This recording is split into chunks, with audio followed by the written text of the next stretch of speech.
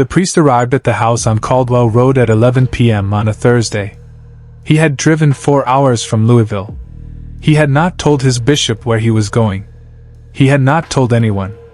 He had a bag in the back seat with a purple stole, a vial of holy water, a rosary, and a copy of the Ritual Romanum, the old Latin rite of exorcism that the Catholic Church officially retired in 1999 and unofficially still uses when there is no other choice.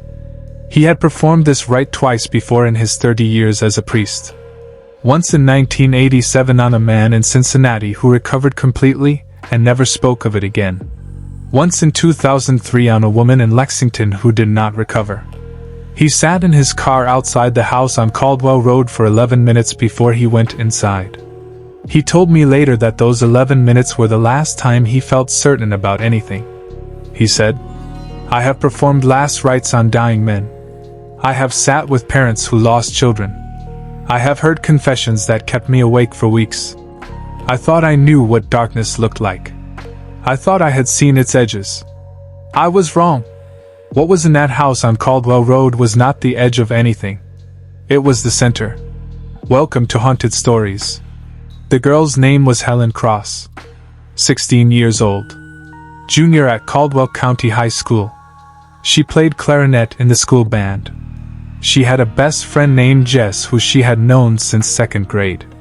She had a mother named Carol who worked the morning shift at a diner on Route 68 and went to church every Sunday and prayed every night without fail.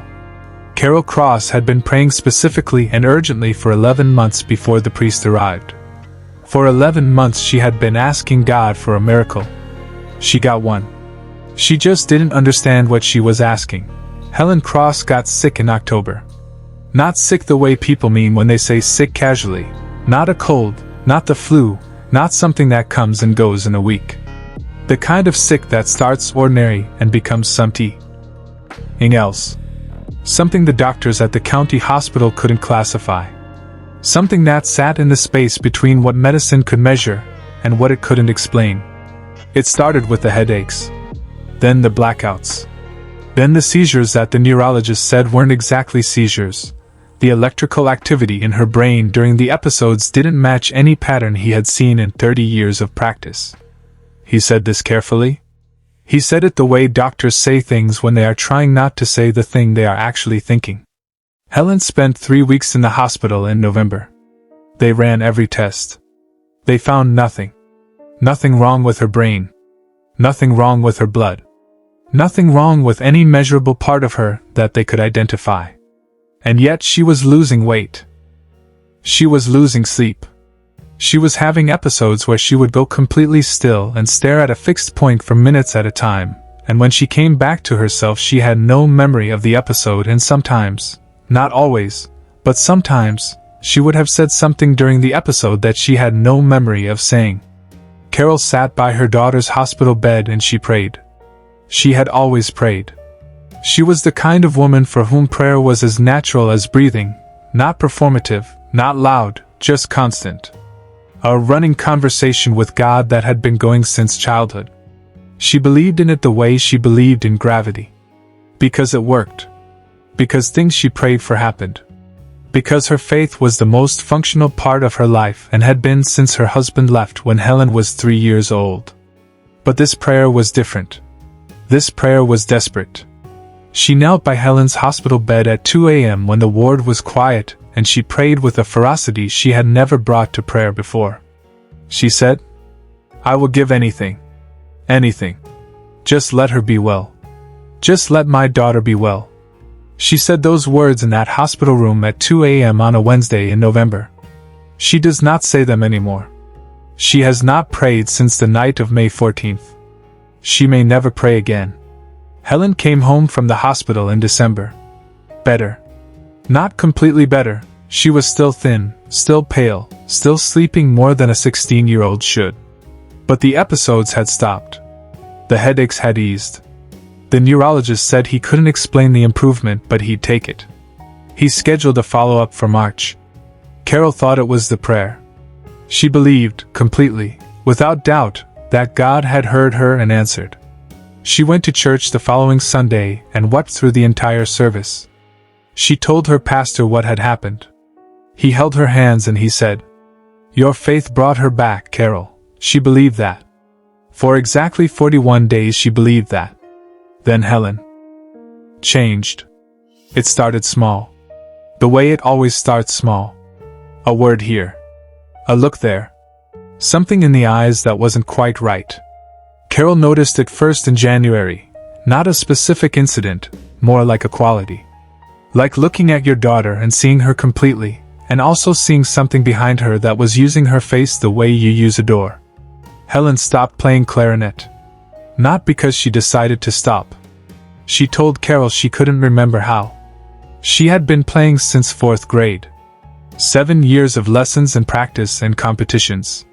She sat down with her clarinet one evening in January and put it to her lips and looked at Carol with an expression that was Helen's face and not Helen's eyes, and she said, "I don't know what this is for." Carol took the clarinet gently. She said, "It's okay, honey." Helen tilted her head. Like a dog that has heard a sound it doesn't recognize. And she said, "And Carol told me she will hear this for the rest of her life." She said, "Honey. That's what you call her. That's a good word." Carol stood very still. Because Helen knew what honey meant. Helen had been called honey since she was born. What she was saying, what the thing using Helen's face was saying, was that it had learned the word. That it was collecting the vocabulary of a daughter. Building the language of being Helen cross one word at a time. By February the changes were visible enough that Helen's friend Jess noticed. Jess had known Helen since they were 7 years old. She came over on a Saturday afternoon, and within 20 minutes she was in the kitchen with Carol telling her something was wrong with Helen. Carol asked what she meant. Jess said, "She doesn't blink right." Carol stared at her. Jess said, "I know how that sounds. But she doesn't blink right. She blinks like she's thinking about it. Like she has to remind herself to do it. And she keeps asking me questions about things she should already know. She asked me what my favorite color was. She's known my favorite color since we were 8. She looked at me when I told her like she was writing it down somewhere." Carol sent Jess home. She went upstairs. Helen was sitting on her bed, reading. She looked up when Carol came in. She smiled. The right muscles. The right timing. But Carol had been looking at that smile for 16 years, and she knew the difference between the smile and a copy of the smile. She sat on the edge of the bed. She said, "Helen, who are you?" And the thing wearing her daughter's face stopped smiling and said, "Carol. That's what she calls you." "I've been practicing." Carol called the pastor that night. Pastor David was 62 years old and had been ministering to his congregation in Caldwell County for 25 years. He was not a man who believed in demonic possession. He believed in God, in Scripture, in the power of prayer, in the capacity of faith to heal. But demons as a literal inhabiting force inside a living person, that was the kind of tea. And he'd always understood as metaphor. As spiritual language for the battles people fight inside themselves. He came to the house on a Tuesday evening. He sat with Helen in the living room while Carol made coffee. He told me later that the first 5 minutes were completely normal. Helen was polite. Engaged. She answered his questions about school, about her health, about how she was feeling. She smiled at the right times. She made eye contact in the right way. He thought, this is a teenager with a trauma response. This is a mother's anxiety after a frightening medical episode. This is explainable. Then Helen said, "You don't believe." He stopped. She said, "You came here because she asked you to, but you don't believe what she believes is happening." He said, "Helen?" She said, "David. That's your name. You've had it for 62 years. You were given it by your father who is dead now. He died in 1987. You were with him. You held his hand. You've never told anyone what he said to you at the end." Pastor David went completely still. Helen tilted her head. The same way she had tilted it at Carol in January. Like a dog hearing a sound it doesn't recognize. She said, "You can tell me. I'd like to know. He left. He did not drink the coffee Carol had made. He drove home and he sat in his car in his own driveway for a long time. Then he made a phone call to a man he had not spoken to in 11 years. A former seminary colleague who had left the priesthood. Who had left, specifically, after an experience in Lexington in 2003 that he had never fully described. Who picked up on the third ring and said before the pastor could say a single word, "I know why you're calling. Is it a girl?" The man from the seminary, I'll call him Father Michael, though he no longer uses that title, drove to Caldwell County the following weekend. He sat with Helen for 2 hours. Carol was not in the room. Father Michael had been specific about that. He needed to be alone with her. Carol sat in the kitchen and listened to the silence from the living room. Perfect silence. For 2 hours. When Father Michael came out, his face was the color of old paper. He sat at the kitchen table. He accepted the coffee. He held the cup in both hands and did not drink it. Carol asked him what happened. He said, "How long has she been sick?" Carol said, "Since October." He said, "And when did she get better?"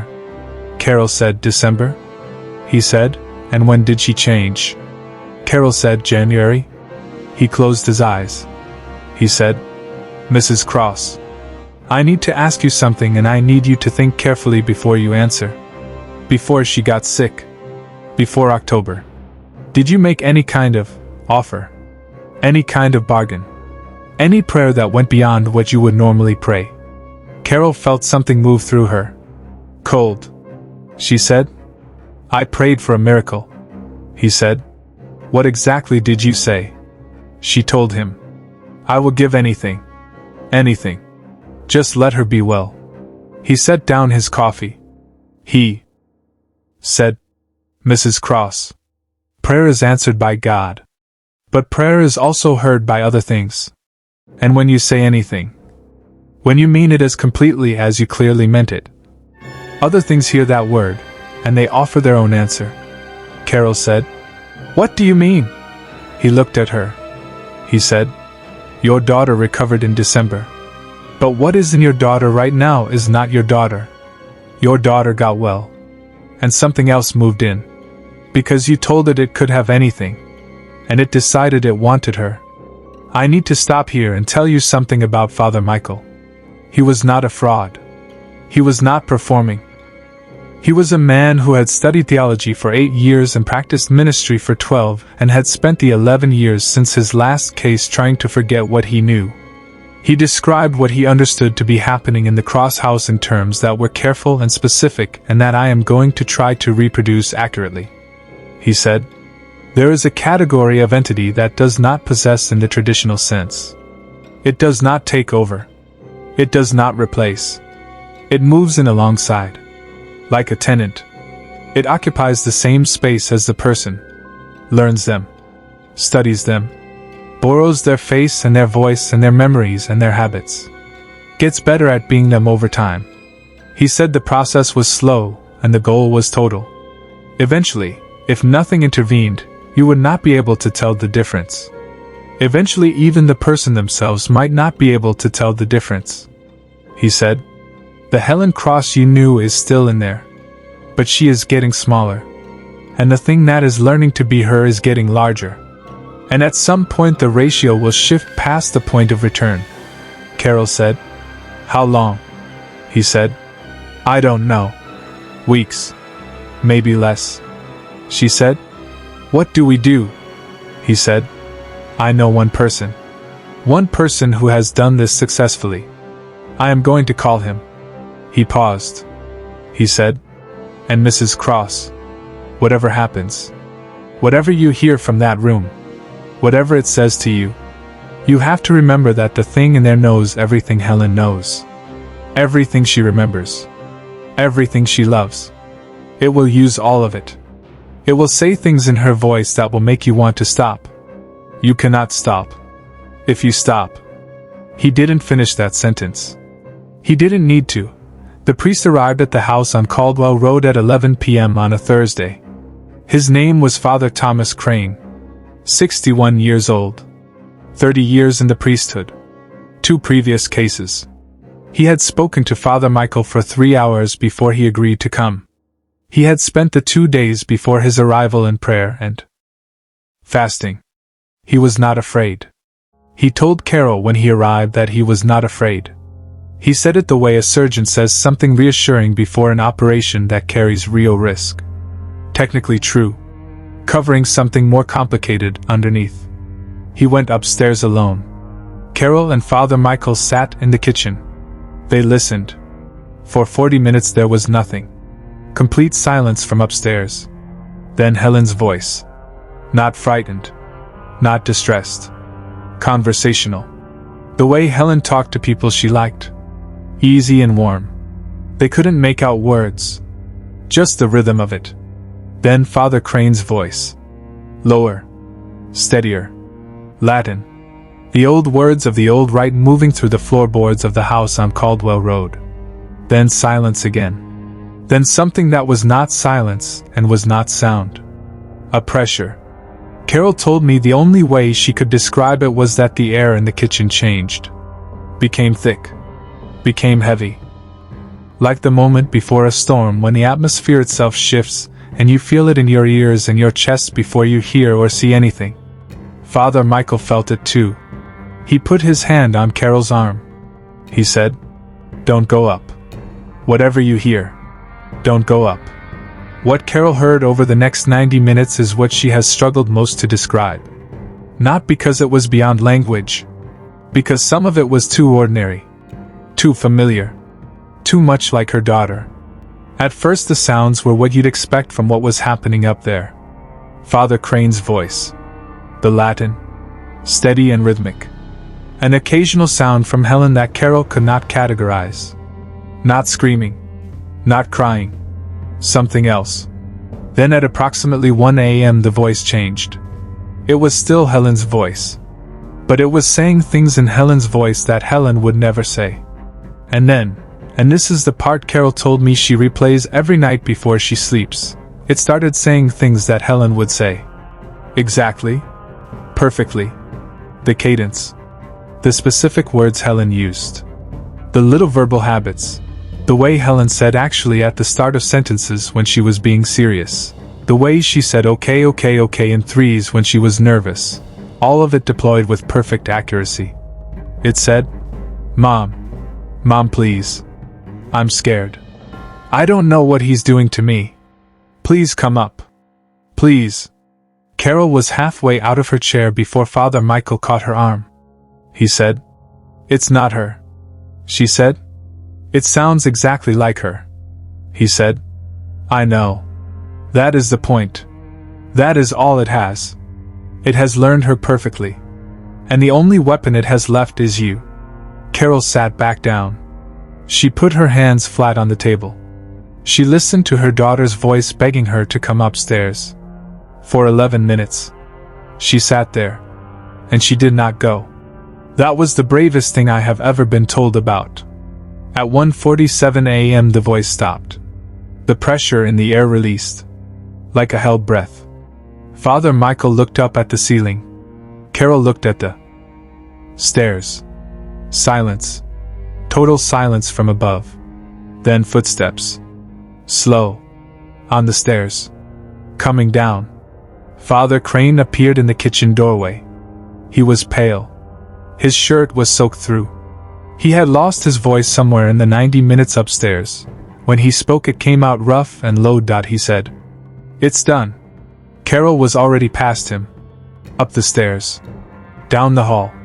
Helen's door. She pushed it open. Helen was in her bed. Asleep. Actually asleep. The real sleep of a real exhausted teenager. Carol stood in the doorway and looked at her daughter, and she said she knew. Immediately. Before Helen opened her eyes. Before she spoke. She knew. The quality of the room was different. The weight that had been in it for months was gone, like a window had been opened. She sat on the edge of the bed. She touched Helen's face. Helen opened her eyes. And looked at her mother. And said, in the voice Carol had been hearing for 16 years, the real voice, the one that didn't have to think about blinking. "Mom. Why are you crying? Carol said. I'm not crying. Helen said. You are. Carol said. Go back to sleep. Helen said okay in threes. The way she always did when she was letting something go. And went back to sleep. Carol sat on the edge of her daughter's bed until dawn. She did not sleep. She watched Helen breathe. She counted the breaths. She did not pray. Here is the first twist. The one I have not told you yet. Father Crane drove home the following morning. He called Father Michael from the road. He told him it was finished. He told him the rite had worked. He told him Helen was clear. Father Michael asked him how he knew. Father Crane said, because at the end it told me something. Before it left. It told me its name. They always tell you their name at the end. That's how you know it's over. Father Michael said, what name? Father Crane was quiet for a long moment. Then he said, the name it gave me was not a demon's name. It was not a name from any list. Any catalog. Any text I have studied in 30 years. It was a human name. A woman's name. Father Michael said, what do you mean? Father Crane said, I mean what answered Carol Cross's prayer in that hospital room was not a demon. It was not an ancient evil. It was not something from a list of known entities. What moved into her daughter was something that had once been a person. A woman. Who died. Who did not go where the dead go. Who had been waiting. For a long time. For exactly the kind of invitation Carol Cross offered. I will give anything. Anything. It had been waiting for that word. For years. Decades. For someone desperate enough to mean it completely. Father Michael was quiet for a long time. Then he said, do you know who she was? Father Crane said, I do now. He said, she lived in Caldwell County. She died in 1987. She had a daughter. He stopped. Then he said, Carol Cross was 17 years old in 1987. Father Michael said, what are you saying? Father Crane said, I'm saying the thing that moved. Into Helen Cross was not a stranger. I'm saying Carol Cross has been praying her whole life. Her whole life. To a God who heard her. And to something else. That was always closer. That knew her voice better than God did. Because it had been listening from the beginning. Silence on the line. Then Father Michael said, who was she? Father Crane said, her name was Margaret Cross. Helen's grandmother. Carol's mother. Who died in 1987 when Carol was 17 years old. Who Carol has been praying to, without knowing. Every night. Since she was 17 years old. He said. The thing in that room was not a demon. It was Carol's mother. Who loved her daughter so much that she refused to go.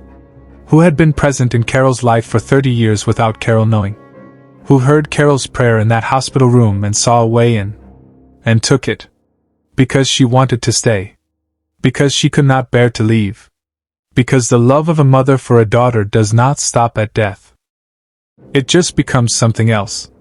Something that does not understand the harm it does. Something that only understands the staying.